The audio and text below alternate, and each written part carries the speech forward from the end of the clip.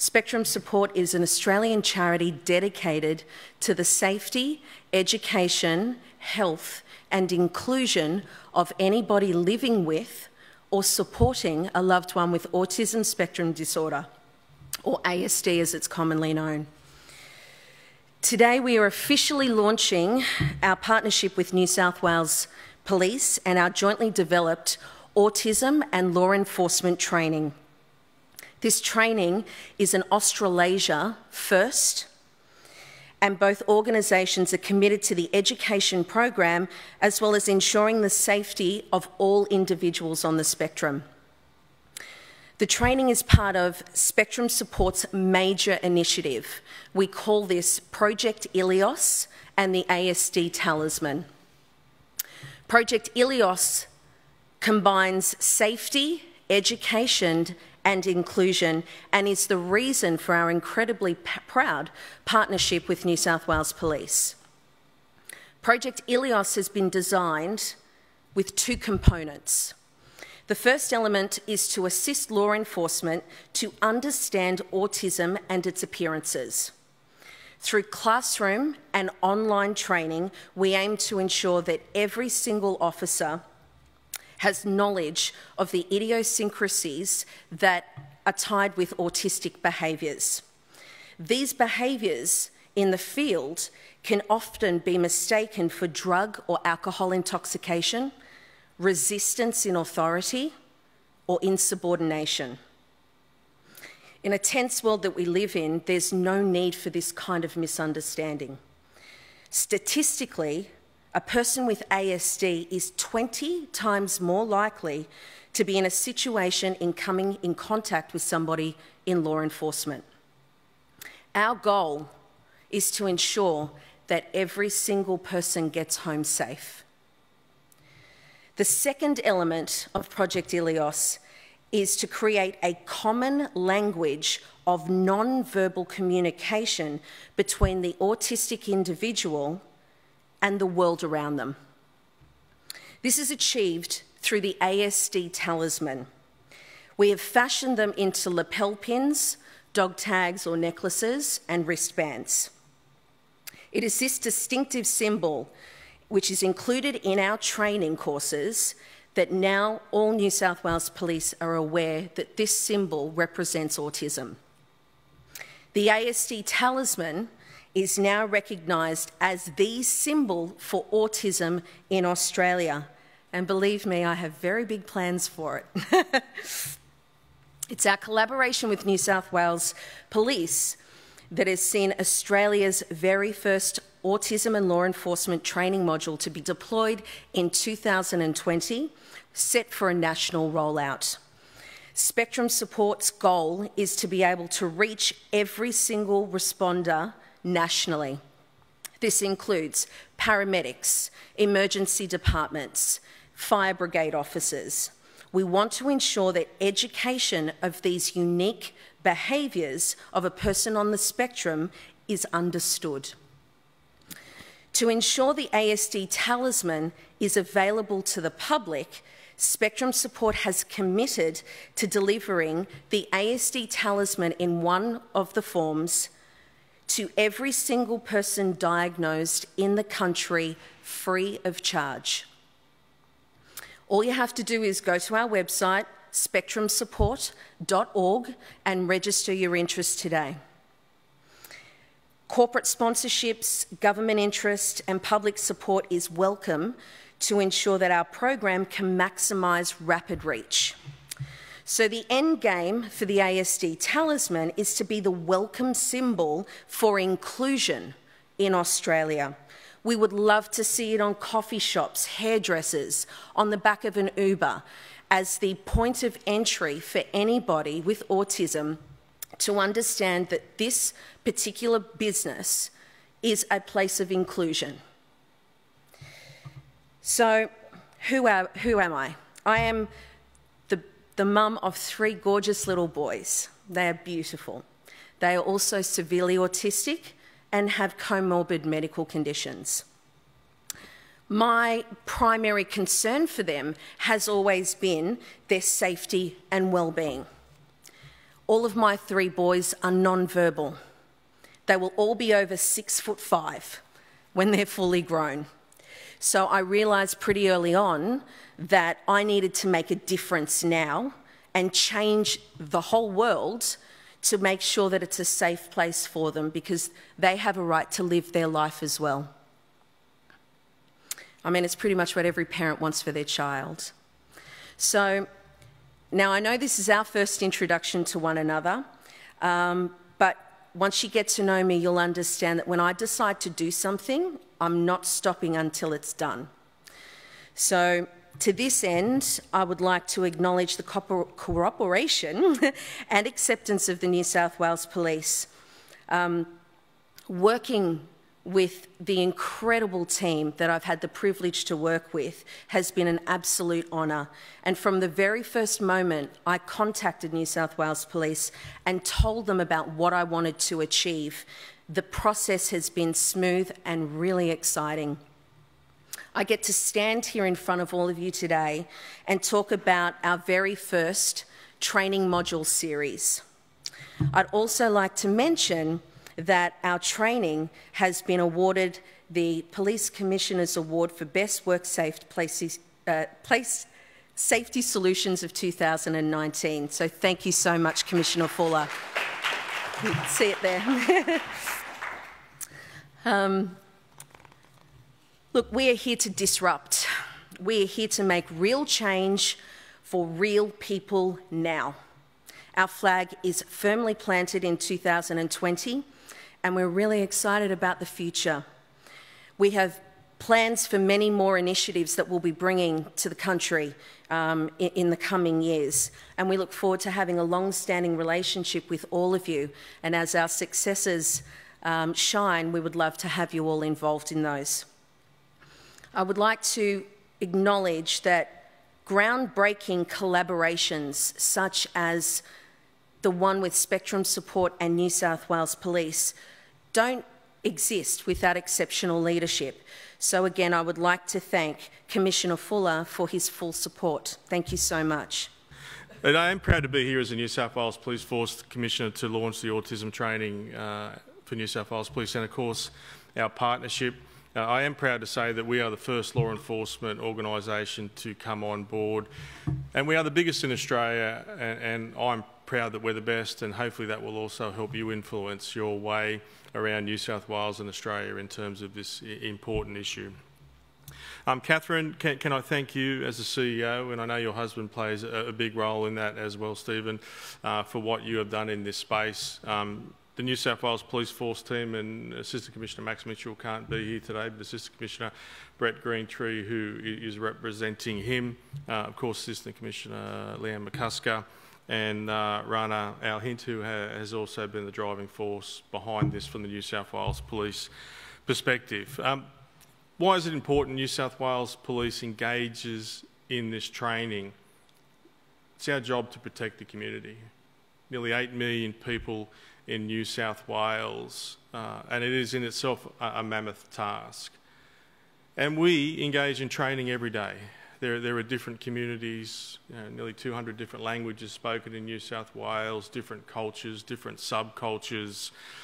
We see the problems that ice is causing in our community, drugs. We see the problems that alcohol are causing in our communities. And whilst the discussion around mental illness is growing, and it's an important one, it's important also that we don't just put autism under that banner, because I think it will be a real wasted opportunity. 1 in 70 people in Australia has autism, which means someone in this room probably does. You'll walk out of the hotel today and you'll walk past someone with autism. If you think from a New South Wales Police perspective, we have millions of interactions with people in New South Wales every year. And it's up to me as the Commissioner to make sure that we are receiving the best training that we have for our police to protect all of the community. And we have an obligation to protect everyone. Now, de-escalation is a term that we have been using for the last 2 or 3 years. But it's important that we take that term when we're dealing with potentially high-risk situations and apply that to people who have autism. What does that mean? Communication is so important. The ability to identify where possible someone has autism. Now, we're not doctors, we're not nurses, we're not specialists. We have enormous pressure to deal with things quickly. But this course and the feedback from the police officers who have done this course, they're saying, why didn't we do this 30 years ago? And you sit there in the room and you think about that, that's obvious. But I think back when I went to school, there was always kids in a class that were always in detention. They were always in trouble. And I just thought they were naughty kids. But you really reflect back now, and I think we have missed this for a long time. So for mine, going forward, I'm excited to see the training rolled out. I mean, the first thing I said to Catherine is, how can we do this quicker? And that's a challenge for me and a small challenge for us in terms of how do we move this quicker to train an organisation of over 17,000 police. But nevertheless, training that is worthwhile for us and certainly worthwhile for the community. So can I say from my perspective is that we are a learning organisation. We do face high-risk situations every day, and I have this difficult balance in terms of protecting the community and making sure that my police, who also have a right to go home alive, that is an important balance, but we'll only get that balance through well-trained police who have a very good understanding, who can also hopefully then go out and be, in a sense, another voice for you in terms of the importance of spreading the message that autism should stand on its own. It should be a discussion on its own, and it should be something that other agencies join in the training to make sure that New South Wales is providing the highest level service for all of the community. So well done. I'm proud to be part of it. I'm proud to roll out the training, to try and increase the speed of training, to start training our staff also at the academy. So, we're working at both ends, and there's some of the challenges for the police who are in the room today. But well done, proud to be a part of it, and it's great to see not just so many people here today invested, but also the media. So thanks, ladies and gents. Thank you. We've heard here today the difficulties that people with and it's been commonly referred to as ASD, have with general interactions in the community. And that certainly is problematic when they are then having interactions with police as well, in terms of the escalation that no doubt they may feel. So the training that we have seen that snapshot of this morning is absolutely vital for the safety for all people across our community and for our police attending these jobs as well. So what does that training look like at that grassroots level? And what does that training look like for our police out in the community as well? And so first and foremost, it's about understanding autism, and that's something that we all need to do. And understanding that people suffering with autism may have difficulties with social interaction, that they may have difficulties with communication, and as mentioned by Catherine earlier on, that may certainly be non-verbal as well, and that they may have repetitive behaviours. So it's important also for our police to understand the range of ASD, and that range may be from mild to severe. It also may include comorbid conditions, and they also may be very significant ranges of mental capability. Signs and indications of ASD are extremely important for our police attending situations to understand. It is really important that police understand people may avoid eye contact. So as we ask people to do a certain thing, that avoiding eye contact may take place. They may run from police, or they may actually violate a police officer's personal space. They can avoid or be highly sensitive to touch. They may be talking to themselves or to no one in particular. Clothing may not be appropriate for the season that we are in. And also that they may cover eyes, look away, and it's really important that as police officers that we are able to identify those signs and indications as early as we can. We've seen, you know, what we will be a symbol that will be recognised, and that is also part of our training as well, that police will be able to see that there may be a tag, a necklace, a bracelet that an individual may be wearing, which will be that first sign, that first indication that the person may be affected as ASD. One part of a main focus on the training is what police should do. And we've heard today, and we've heard over the last couple of years, there's been a significant approach to de-escalation. And key principles around de-escalation are time, distance, and communication. And that is a key focus of part of this training. What is also a key focus as part of the training for our police at the ground roots is what not to do. And that little snapshot that we saw of other law enforcement agencies of ensuring that we don't do rapid fire questions, that we provide some opportunity for the processing to occur of the question, that we communicate appropriately, that we don't use slang, that it's slow, that it's succinct, and we provide some time for the individual to be able to respond back to police.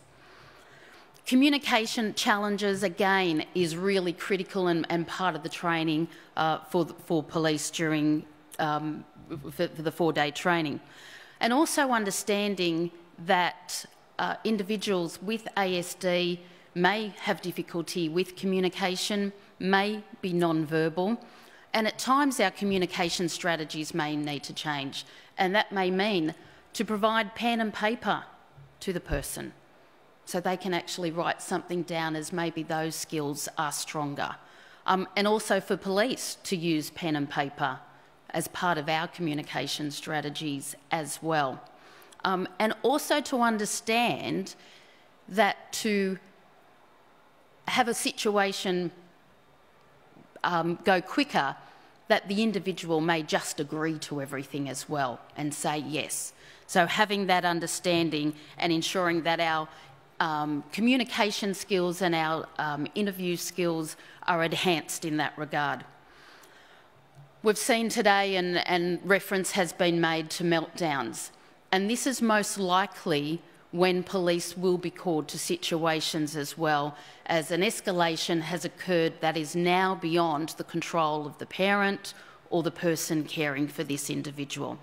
This may occur at home, it may occur at schools, it may occur in community groups, or it may occur, generally speaking, out in the community. And again, it's the training, it's the de-escalation that's important. At times, for safety, a quick resolution may be required, but generally ensuring that time is our greatest friend. De-escalation processes and key principles are what we use, and that is again in terms of taking that time to establish talking to the individual that we are dealing with. Again, time, distance and communication. So how will this be rolled out? And we've heard from the Commissioner today that we've seen the trial take place in Northern Region. Certainly some positive feedback in that regard. We've heard the comments made is that this training has certainly would have been great to have some many years ago as well. So that training will be rolled out. The first targeted groups over the coming weeks will be our specialist teams of domestic violence officers and also our mental health contact officers out in the field. And they will be provided with this really important training. Additionally, our other specialist staff of elder abuse and youth officers will also receive this training as a priority as well. And then the training will be built into the academy and across the state as we roll it out across various online platforms and face-to-face as well, to ensure that all police will be trained in this regard. And how will that training change the police response and what we do out in the field? Well, first and foremost, it provides awareness, provides knowledge, it provides education, and it provides empathy as well. And that will be critical in terms of that initial first response, that initial first contact that police will have with people and families with ASD. And I'm certainly acutely aware of the fears that families hold and carers hold in regards to situations with their family members with ASD. And this training does have an emphasis on de-escalation. This is the first package for law enforcement across the country. We're excited about that. Thank you very much, Catherine, for your support, your collaboration with working with the team. I think it is really exciting. I like the way you said when you you won't finish until the task that you have achieved is complete. You also said be prepared for the disruption. I'm looking forward to the disruption. I think it's exciting. We look forward to continue to be working with you and for all people in the community to ensure that all members of our community are protected and are safe, and as you said, can continue to lead the life that they should.